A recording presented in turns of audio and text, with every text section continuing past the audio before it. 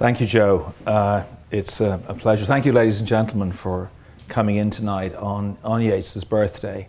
Hearing about the family and thinking about the family, I was reminded about a recent visit that my wife Katie, who's here tonight, and our boys paid to see two members of the Yeats family and where they're buried. And that's his sisters, Lily and Lolly. We know that Yeats is buried in Drumcliff. Jack is in, oh, come on, the one in Dublin where his thing is buried. Give it to me, somebody. Jerome, Mount Jerome. Thank you so much. Mount Jerome. But Lily and Lolly are buried in St. Nahi's in Dundrum, because that's, of course, where the Dunemer, or as it subsequently was, the Coola Press, was run. So if you go to St. Nahi's, it's right by the station, you'll find them there. I think they're to be remembered too. Anyway, tonight I'm going to talk about WB Yeats and Florence Farr, the dramatic muse, in relation particularly to the exhibition, which, as Joe mentioned, is running at UCD until September and is mainly happening because of his generosity. Extraordinary range of exhibits. And there's a letter from Yeats to Farr that I'll be talking about later in the show, as it were. There's also a pamphlet we produced in relation to it, and I think there's one for everybody in the audience. I think Brede might have circulated this, like Gay Byrne used to say. Anyway, I better get going, or we'll be here all night. My watch is where? Where's my watch? Here it is. Okay, we're off. Throughout his life, WB Yeats was inspired by a range of extraordinary women in the writing of his poems and his plays.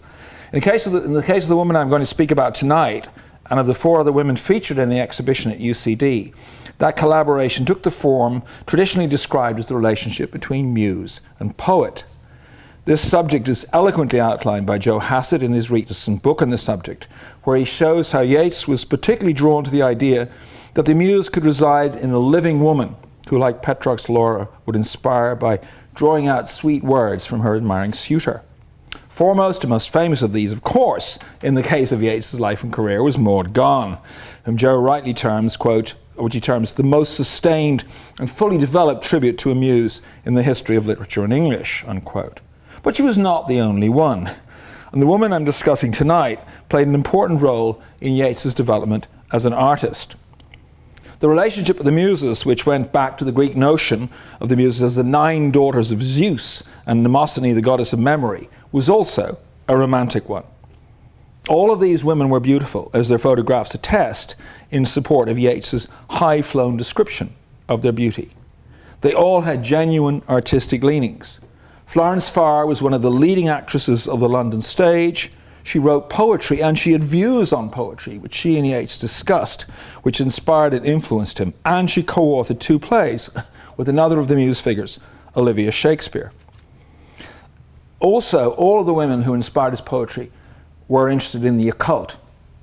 And I'm not going to go into that tonight.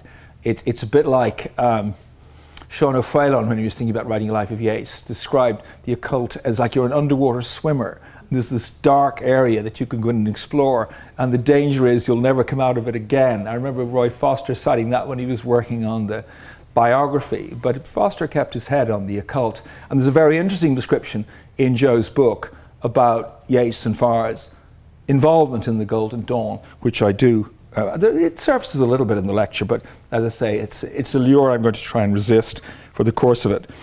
But there was this romantic element. There was obviously a strong erotic element in the relationships. But since the women derived almost as much symbolic power from their unattainability as from their desirability, physical relationships were not the main emphasis. In the long course of his relationship with both Maud Gonne and Florence Farr, Yeats had brief physical relationships with both. He wanted more than that with Gonne from the start, of course, but she was already bound to her French lover Lucien Millevoye, and subsequently was to marry Major John McBride. Besides, as she shrewdly remarked to Yeats, poets should never marry. His relationship with Farr with regard to the sexual was complicated from the start in the shape of a formidable rival for her affections and artistic allegiance in the figure of one George Bernard Shaw. Now, so I'm going to talk a little bit about Yeats, Shaw and Farr to start off the dramatic triangle, and there are often triangular relationships in the lecture.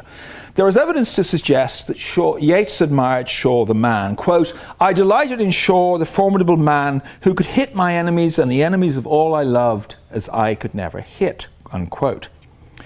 But he found Shaw's plays the opposite to all he valued in the theatre. They were prose to his poetry, comedy to his tragedy, didactic where what he wanted was evocation.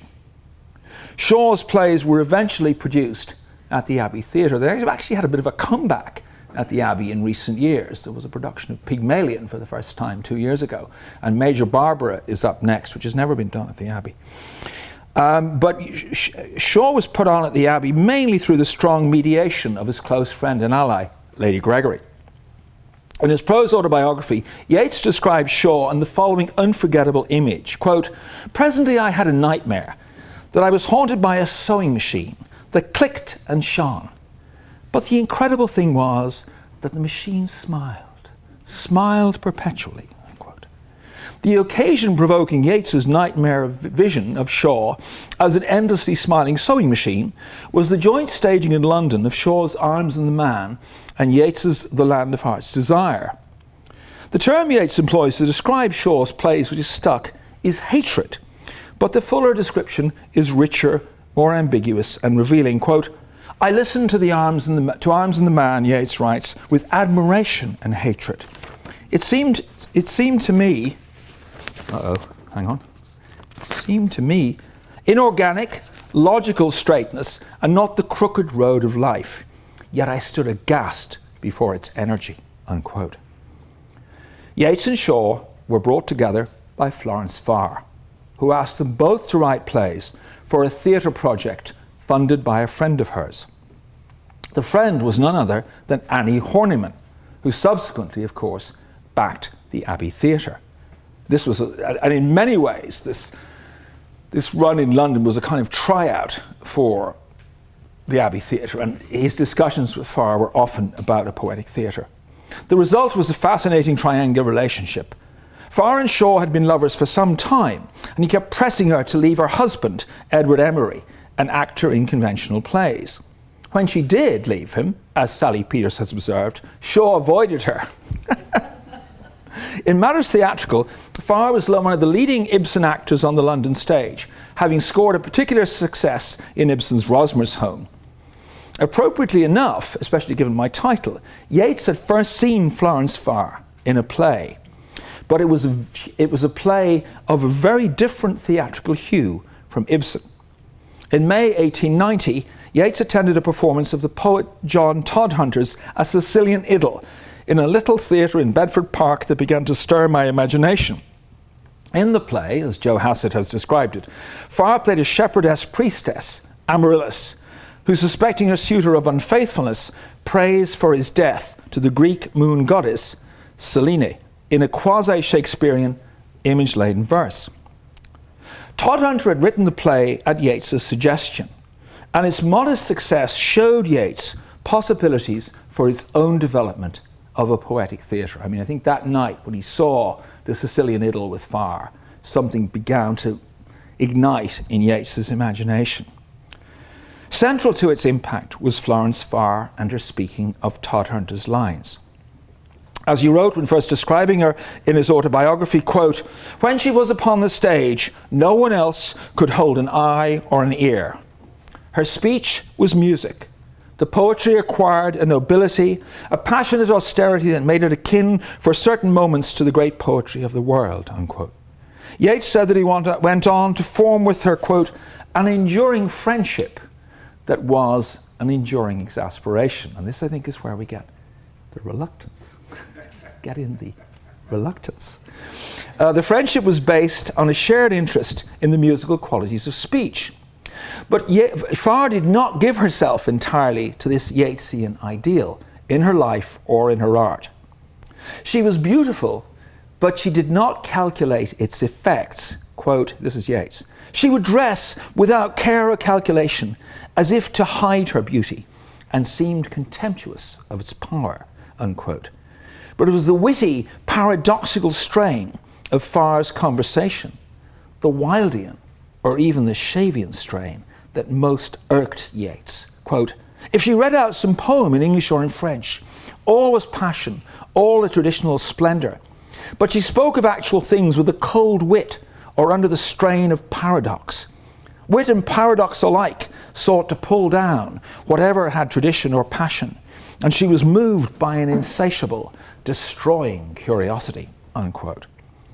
And so Farr asked both Shaw and Yeats to write plays for a theatrical programme of her choice. Yeats, as he put it, quote, "with my Irish theatre in mind, wrote The Land of Heart's Desire." Shaw, whose previous two plays, The Philanderer and Mrs. Warren's Profession, which was recently done at the Gate, were tied up in censorship problems. I mean, Mrs. Warren is still pretty strong stuff. What it was like in 1893, the Lord only knows. And they were both stopped by the Lord Chamberlain, hence unstaged for many years. So this time around, when he was offered a theatre by Florence Farr, Shaw deliberately wrote a more commercial and uncontroversial romantic comedy that he knew would be staged, Arms and the Man.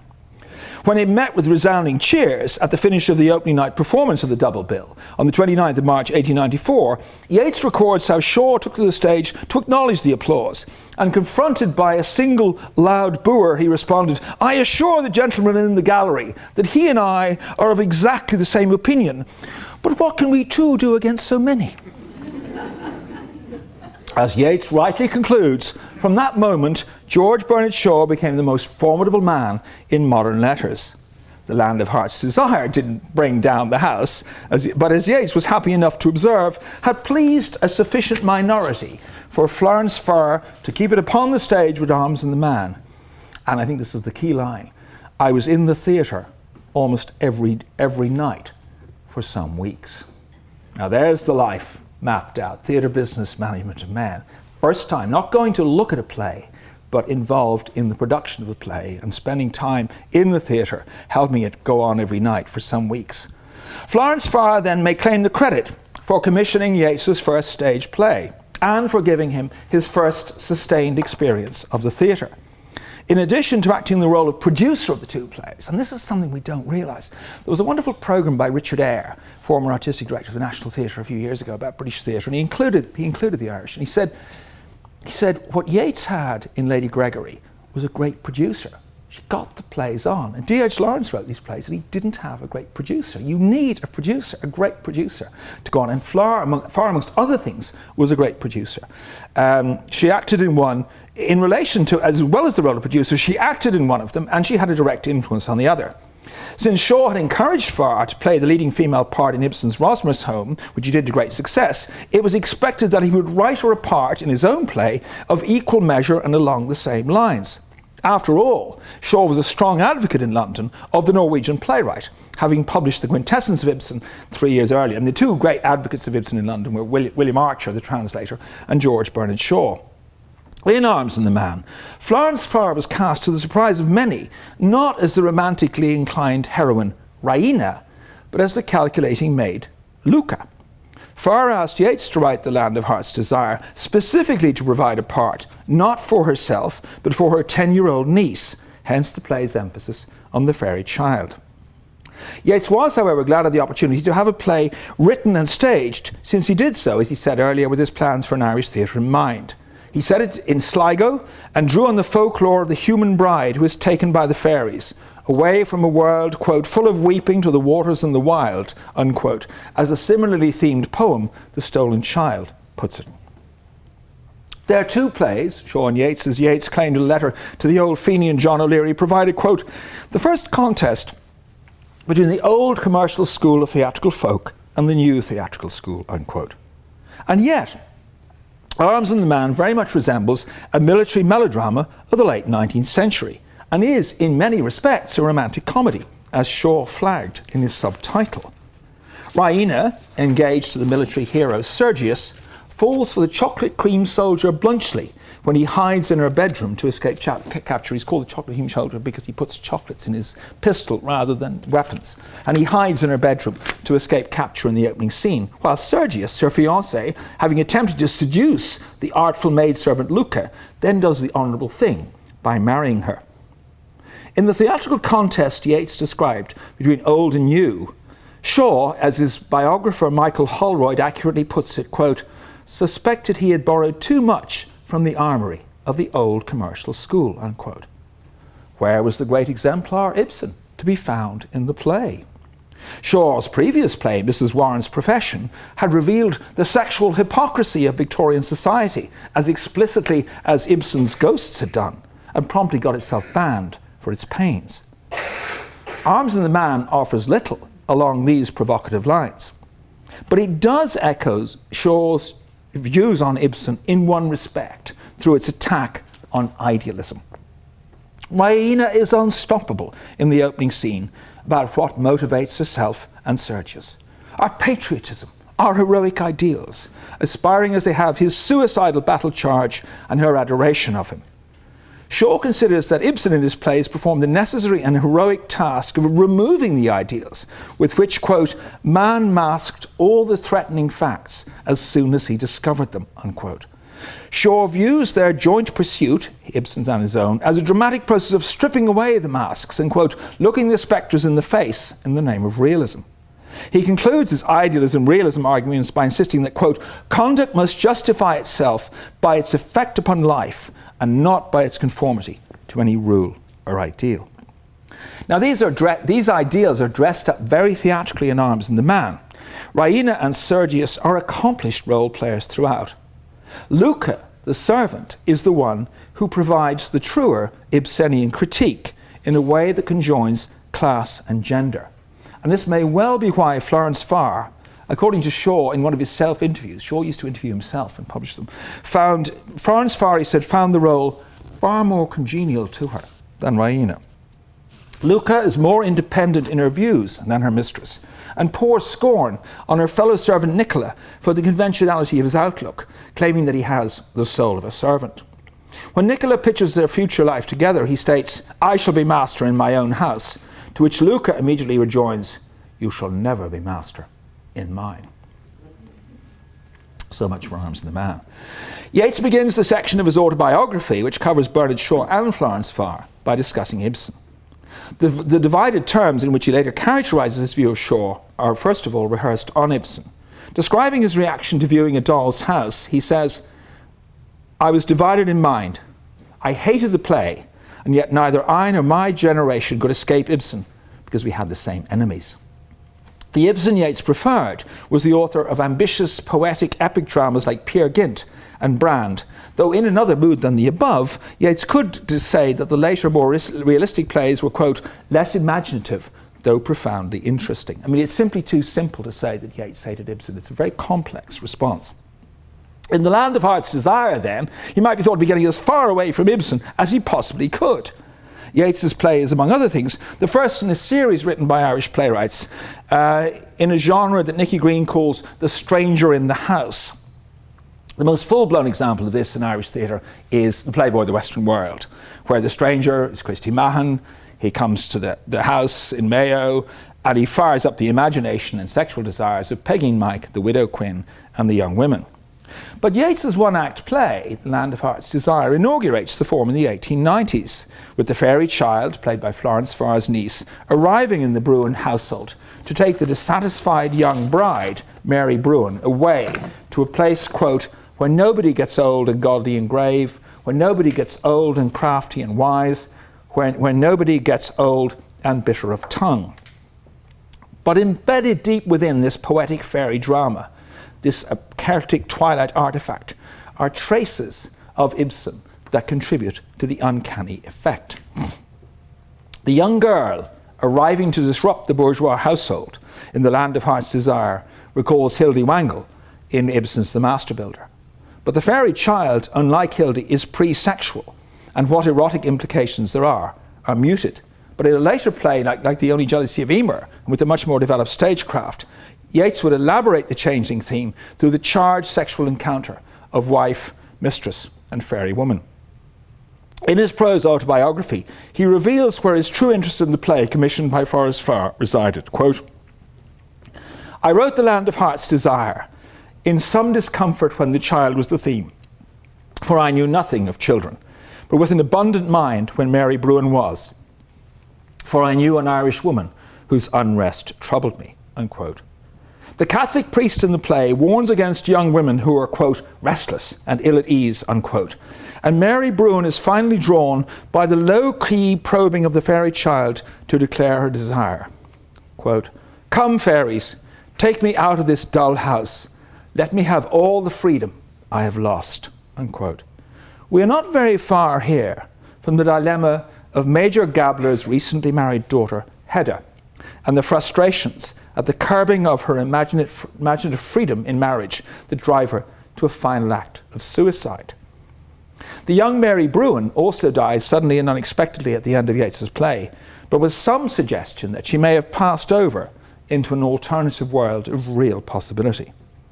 No such alternative is allowed for in the stifling domestic interior of a late Ibsen play like Hedda Gabler. Once the Norwegian playwright had shut the door firmly on the earlier folklore vistas of Peer Gynt and Brand. Therefore, it would seem that Florence Farr, though she may not herself have appeared in The Land of Heart's Desire, nevertheless had her influence as an actor of Ibsen on Yeats's representation of its heroine, Mary Bruin. Farr was to go with Yeats and away from Shaw when she and the poet began the 20-year experiment in the speaking of verse to musical notation in the immediate aftermath of these two plays. And these experiments, and this is the central argument of my talk, these experiments directly contributed to the development of Yeats's playwriting and to its deployment of musicians to interact with the central drama. But it was over the production of the two plays in 1894 that Yeats and Shaw engaged in what Joe Hassett has described as the struggle for Farr's allegiance, unquote. And I think the outcome suggests a reversal of Arms and the Man, with in real life the heroine leaving the rationalist Shaw to follow the romantic Yeats. The experiments Yeats undertook with Farr may be thought to concern themselves exclusively or primarily with poetry rather than with drama. But what the presence and nature of these experiments reveal is how far removed the experience of apprehending poetry was for Yeats from the private and silent reading of a book in a removed, solitary space. Yeats said that his desire to be a playwright sprang from the fact, especially in an Irish context, that he wanted to be heard. I became a playwright because I wanted my words to be heard. And in an introduction for my play, he writes that he, quote, wanted all my poetry to be spoken on a stage or sung. And accordingly, he said, I have spent my life in clearing out of poetry every phrase written for the eye and bringing all back to the syntax that is for the ear alone. In Adam's Curse, his poem, great poem, Adam's Curse, Yeats memorably defined the business of the poet as being to articulate sweet sounds together. In his experiments with Farr, he is moved first by the possibilities of the human voice in general, and by hers in particular, for she possessed, quote, an incomparable sense of rhythm and a beautiful voice. And one of the aims of the Psaltery was to accentuate the rhythm of the words. And so they worked together to, quote, make the words live and restore the art of impassioned speech, unquote, unquote. In doing this, Yeats was also aware of a cultural imperative to retrieve the last role of the bard, as he put it, that power of the bards, on whom tongues of fire had descended, who were masters of the magic of utterance, whose thoughts were not meant to be read from the lifeless page, unquote. When such a spoken and enacted, one might almost say stage sense of poetry, there is a difference of degree rather than of kind between Yeats's writing of poetry and of drama. The writing of one is intimately bound up with the writing of the other, and both are centered on the idea of live performance and the importance of the speaking voice. In 1899, Yeats decided it was time to begin the experiment he had nurtured with Lady Gregory to develop an Irish National Theatre. So the first of 3 annual productions by the Irish Literary Theatre was staged in Dublin at the ancient concert rooms in what is now Pearse Street. Yeats as the Countess Kathleen on the 12th of May and Edward Martin's The Heatherfield the following day. Since Martin's play was explicitly a direct Irish imitation of Ibsen, here again is the apparent opposition we saw played out earlier in London between the Yeats and Shaw plays. And again, Florence Farr was centrally involved. Yeats had been working on the Countess Kathleen throughout the decade, with Farr's active collaboration. As Ronald Schuchard recounts, Ronald Schuchard's book, The Last Minstrel, has been a very important source for my lecture, as is Joe's book. Yeats had read, quote, the earliest drafts to his friend the actress Florence Farr, and chanted to her Una's lyric, "Who will go drive with Fergus now?" When it came to producing the play in Dublin, he turned to Farr, who was to take overall charge of the production. She directed it, and also to play a part in it. Curiously, again, I love this fact, she doesn't play the obvious role. I mean, she doesn't play the obvious role in the Shaw, because she doesn't play Raina. And in the Countess Kathleen, she doesn't play the Countess Kathleen. Instead, she plays the part of the poet-bard Allele. For the title role of the play had been inspired not by Farr, but by Maud Gonne, and was written out of Yeats's relationship with her. But the triangular relationship so evident in the poems is also evident in the play. A lot of Yeats's poems are about these triangular relationships, where he has a relationship with one woman, it's shadowed by his obsession with Maud Gonne. Yeats's frustrated, hopeless love for Maud Gonne is mirrored directly in the poet Allele's love for his mistress, the Countess Kathleen. Maud Gonne did not play the title role. In general, she did not act, but she'd asked Yeats for a play she could perform in Dublin. This was to be Kathleen Ni Houlihan 3 years later, where Maud Gonne played a direct embodiment of the poor old woman of Mother Ireland, who calls on the young men to leave wife and home and to go out and die for Ireland. The political message in the Countess Kathleen is by no means as straightforward as this. The play is set during a time of famine in Ireland, with the Countess doing her utmost by deploying her wealth and her considerable rhetorical skills to rouse up the people to resist the temptation to sell their souls to marauding demons. But the play is split between these scenes and those between the Countess and the bard Allele, who seeks to draw her away from direct political engagement into a more overtly aesthetic and contemplative way of life. As Yeats told Gonne, quote, he had come to understand the tale of a woman selling her soul to buy food for a starving people as a symbol of all souls who lost their peace or their fineness or any beauty of the spirit in political service, unquote. I mean, Yeats always recognized that the great rival he had in Gonne's affections was her political involvement. In the event, Yeats and Farr decided the part of the Countess was to be played by the same beautiful young actress, Dorothy Paget, now 16 years old, Farr's niece, for whom Yeats had written the part of the fairy child 5 years earlier.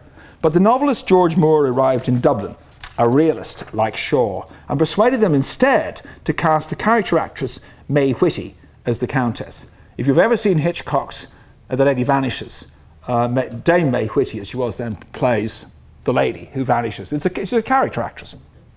Yeats noted the difference between Whitty's effective and commonplace performance in his play, moving us to tears by the tears in her own voice, and her performance in Martin's Ibsenite play, The Heatherfield, where she was now, Yeats said, acrid, powerful, and original. Of the production of the Countess Kathleen, he wrote, quote, nothing satisfied me but Florence Farr's performance in the part of Allele. He said, Dublin talked of it for years, and after 35 years, I keep among my unforgettable memories the sense of coming disaster she put into the words, but now 2 grey horned owls hooted above our heads. For me, the most fascinating aspect was the cross-gender casting involved in the woman Farr playing a man, Allele. It gave a more gendered dimension to the poet trying to draw the Countess away from direct engagement with the hyper-masculine demons. The demons are all men and very aggressive, or the doctrine of materialism they are preaching. And the cross-gendering prevented too direct an identification between Yeats and the poet Allele. In effect, with the Countess Kathleen ultimately deciding to lead a life of political service, like Maud Gonne, and Florence Farr representing the poet chanting his lines to a stringed instrument, the production of the play, I think, represented a staging of the split in Yeats's own psyche between becoming a national poet or a dedicated aesthete.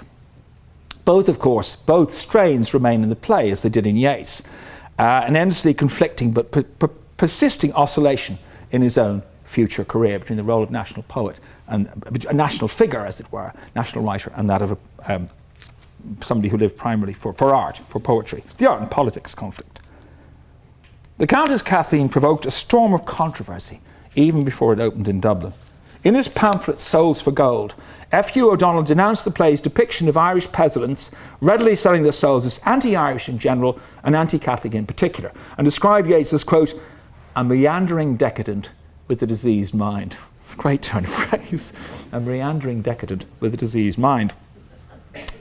In scenes that anticipate the later controversies over the Playboy of the Western World and the Plough and the Stars, the opening night saw the police summoned into the theatre and noisy opposition to what was being enacted on stage. A libel in Ireland, made in Germany, blasphemy. We never sold our faith. No Irish woman ever did it. We want no amateur atheists. We want no budding Buddhists.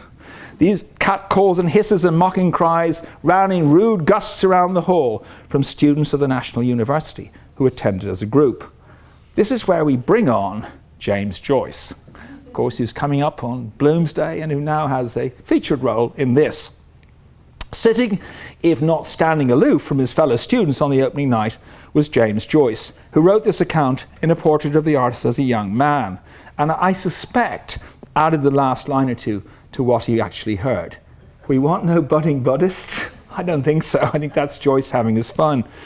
As his prose is careful to record, quote, he was alone at the side of the balcony, looking out of jaded eyes at the culture of Dublin in the stalls, and at the tawdry scene cloths and human dolls framed by the garish lamps of the stage, unquote.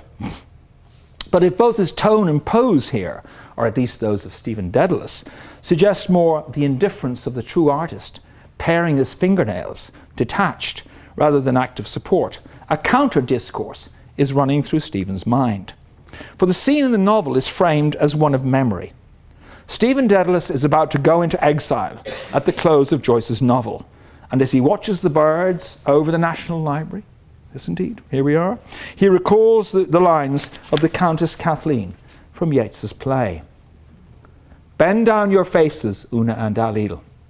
I gaze upon them as a swallow gazes upon the nest under the eave before he wander the loud waters. These lines were spoken by May Whitty as the Countess, but they were directed by Florence Farr to be as much in line with her and Yeats's views of how poetic speech should be delivered. And the degree of the success of that enterprise and the extent to which it awakened a profound response in the ear of a like-minded listener can, I think, be gauged by the description of these verses in A Portrait of the Artist and the lyrical prose in which they are couched.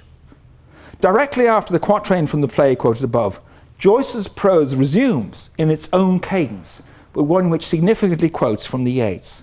Quote, a soft liquid joy, like the noise of many waters, flowed over his memory, and he felt in his heart the soft peace of silent spaces, of fading tenuous sky above the waters, of swallows flying through the sea dusk over the flowing waters, unquote. This memory is specifically linked to the sound of the words as spoken on stage, reminding us that this is not primarily written, but dramatic or performed speech. Quote, a soft liquid joy flowed through the words where the soft long vowels hurtled noiselessly and fell away. It is only then that the specific source of the Yeats quatrain is given, as the sounds bring back to Stephen's memory the dramatic scene in which they are performed. As so often in an Irish theatrical context, the drama was as much off as on the stage. Quote, the verses crooned in the ear of his memory, composed slowly before his remembering eyes, the scene of the hall on the night of the opening of the National Theatre. If the verses crooned in the ear of his memory provide Joyce's testimonial to Yeats and Farr's experiments in the chanting of poetic speech, the use of the term crooning as a positive is also intended as a further rebuke to his fellow students. The day after the performance, they sent a letter to the press condemning Yeats for representing the Irish peasant as, quote, a crooning barbarian crazed with morbid superstition, unquote. It was a letter Joyce read and was asked to sign, but refused. Ironically, Joyce, the dedicated Ibsenite, says not a word in A Portrait about Martin's The Heatherfield, whatever his proclaimed literary political allegiances. It is the verses of Yeats as the Countess Kathleen, as recited by Florence Farr and her actors, that emotionally dominate Joyce's memory and engross his imagination. Richard Ellman also records that Joyce was so moved by the lyric, Who Goes with Fergus, which Florence Farr sang. In the version of the play performed in 1899, the lines were spoken by the Countess's aged nurse Una, a part not performed by Farr, as Elman states, but by Farr's colleague in verse speaking, English actress and elocutionist Anna Mather. This is from the play. She chants with the thin voice of age. Who will go drive with Fergus now, and pierce the deep wood's woven shade, and dance upon the level shore? Young man, lift up your russet brow, and lift your tender eyelids, maid, and brood on hopes and fears no more.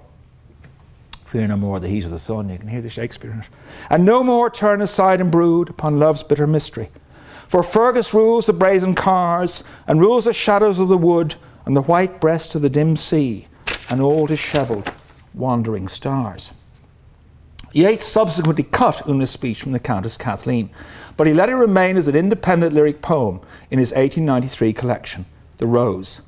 Richard Elman reports that Joyce subsequently set the poem to music and praised it as the best lyric in the world. And it resurfaces powerfully in the opening chapter of Ulysses as the song that Stephen Dedalus remembers in connection with the death of his mother. Quote, Fergus's song, I sang it alone in the house, holding down the long dark chords. Her door was open. She wanted to hear my music. Silent with awe and pity, I went to her bedside. She was crying for those words, Stephen, love's bitter mystery.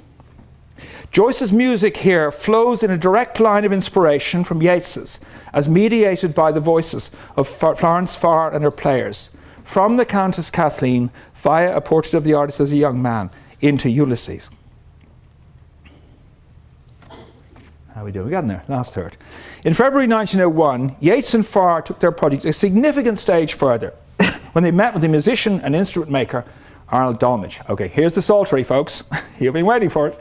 Yeats had become increasingly frustrated with the combined effect of the speaking of his verse to the musical accompaniment of a lyre, a harp, or a piano, or some combination thereof. The music tended to develop its own force, independent of the words, and to drown them out, rather than to support them. It was one vying with another. A one-stringed instrument, like a lute, was temporarily tempting, but a one-stringed instrument restricted the range unduly and tended to be monotonous. Arnold Dolmetsch devised a stringed instrument known as a psaltery. He was supposed to spend, when Farr commissioned it, she said, I'll give you £2, and Dolmetsch ended up spending 10, which was an awful lot of money in 1902 or whatever it was. As Ron Schuchard says, in addition to using fine steel and twisted brass for the springs, Dolmetsch inlaid strips of ivory over the string bars and caved a Yeatsian rose for the soundbox. And you can see it. The original psaltery is just down the corridor, beautifully present in the exhibition donated by Michael Yeats to this extraordinary holding, and an example of the generosity of the Yeats family that Joe talked about at the beginning. The range of the psaltery was stunning. The completed one had 26 rather than 12 strings and contained all the chromatic intervals within the range of the speaking voice.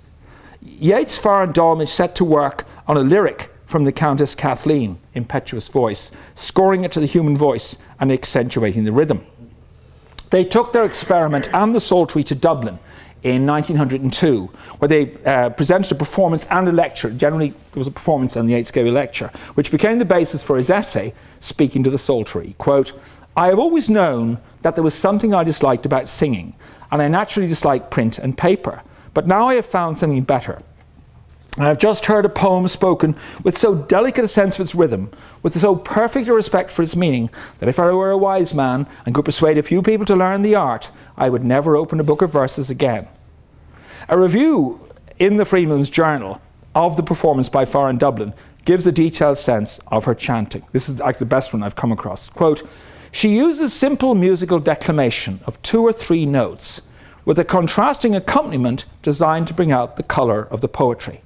In others, the accompaniment is in unison with the voice, and in yet other poems, use is made of the reiteration of a musical phrase of a very simple character, which Mr. Yeats and Miss Farr call a lilt.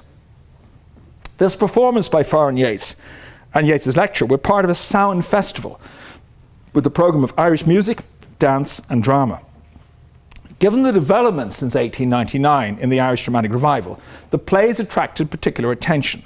They included A.E.'s Deirdre, a new play by Yeats, The Pot of Broth, and a keenly anticipated revival of Kathleen Ni Houlihan, 6 months after its electrifying premiere, with Maud Gonne once more taking the title role. This was the only time Maud Gonne acted in a play. It was done twice. It was done in April and it was done again in November for this Sound Festival.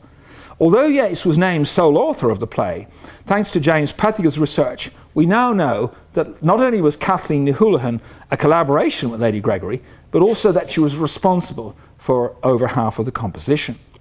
The same is no less true of the one-act farce, The Pot of Broth, with its tram figure hoodwinking the inhabitants of the peasant cottage. Yeats has written of how Lady Gregory, through her use of an English modelled on Irish syntax and turns of phrase, helped him to get down from, quote, the high window of verse. And these plays probably represent the fullest extent of his collaboration with Lady Gregory.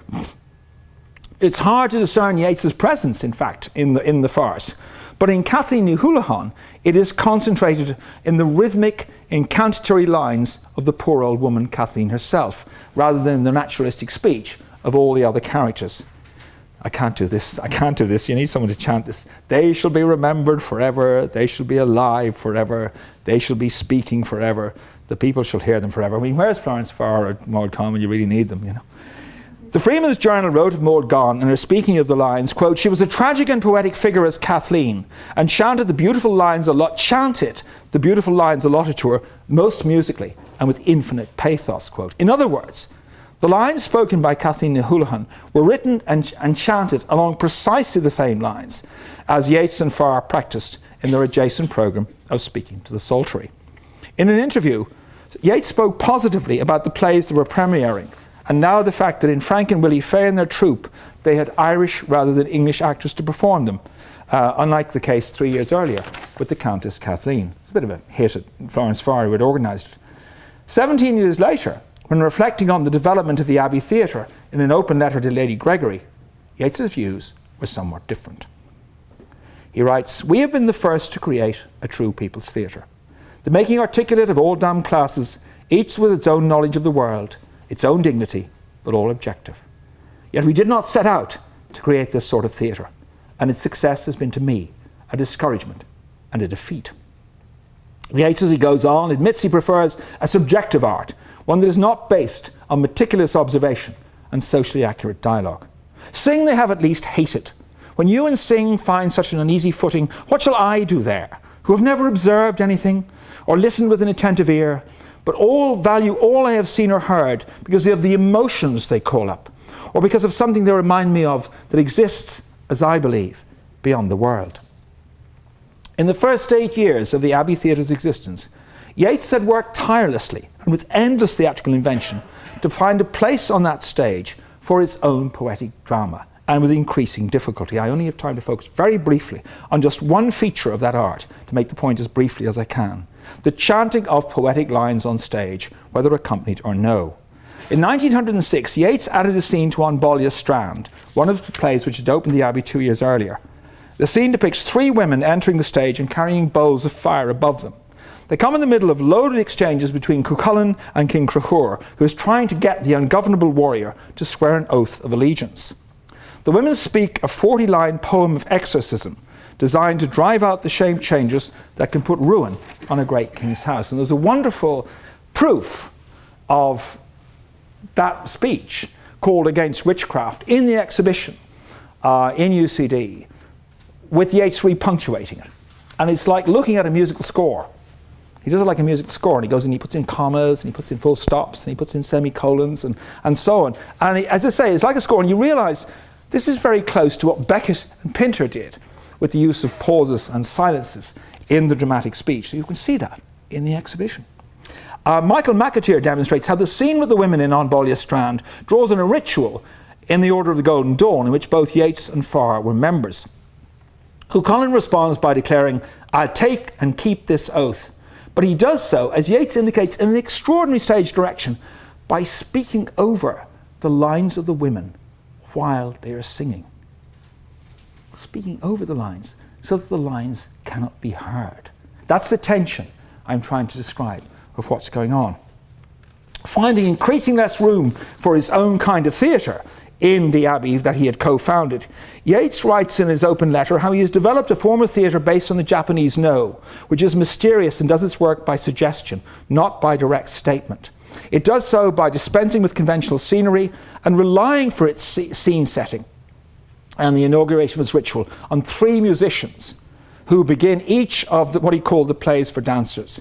They come on stage, or indeed enter a room, because these plays can be staged in a room, and they either take the instruments with them, or the instruments are hanging on the wall and they take them down. The 3 instruments are a drum, a gong, and a zither. I looked up my dictionary, and a zither is a stringed, I know what it is, but to get a definition, it's a stringed instrument consisting of a wooden frame and flat sound box with from 29 to 42 metal strings.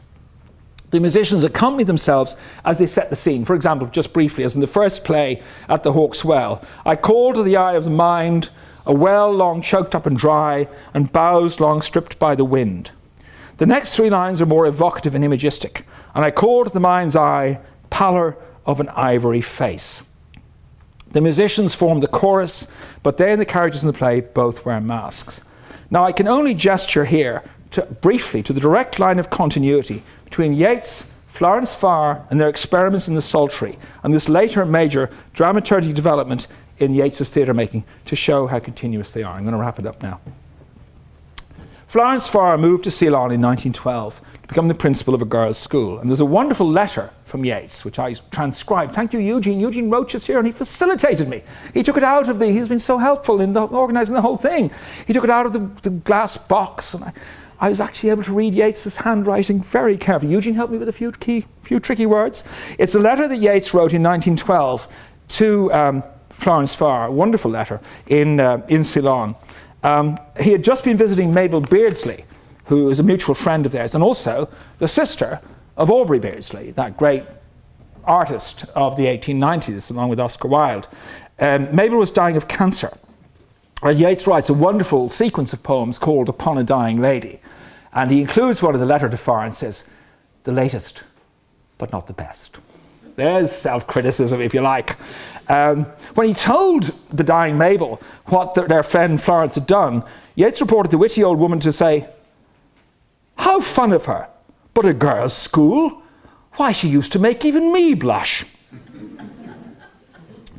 In these poems, Yeats celebrates Mabel's fortitude and spirit as she faces death with eyes that are laughter lit, her speech a wicked tale. But there's also a poignant prophecy, because late in 1916, Yeats learned that the year he debuted at the Hawk's Well in the Place for Dancers, Yeats learned that Florence Farr too was dying of cancer out in Ceylon at the early age of 52. In his poem All Souls' Night, he summons the spirit of Florence Farr, and he indicates how far she had progressed into Indian thought through her reading of the poetry of Tagore, Rabindranath Tagore, and as Joe Hassett puts it, the soul's journey after death. This poem is a continuation of their occult researches in the Golden Dawn. Before her death, Yeats writes, much had she ravelled out from a discourse in figurative speech by some learned Indian on the soul's journey. How it whirled about, wherever the orbit of the moon can reach, until it plunged into the sun, and there, free and yet fast, being both chance and choice, forget its broken toys, and sink into its own delight at last. Florence Farr's influence on WB Yeats was a profound one. It continued to work on him in her physical absence when she emigrated to Ceylon, and indeed it continued after her death. Thank you. Thanks.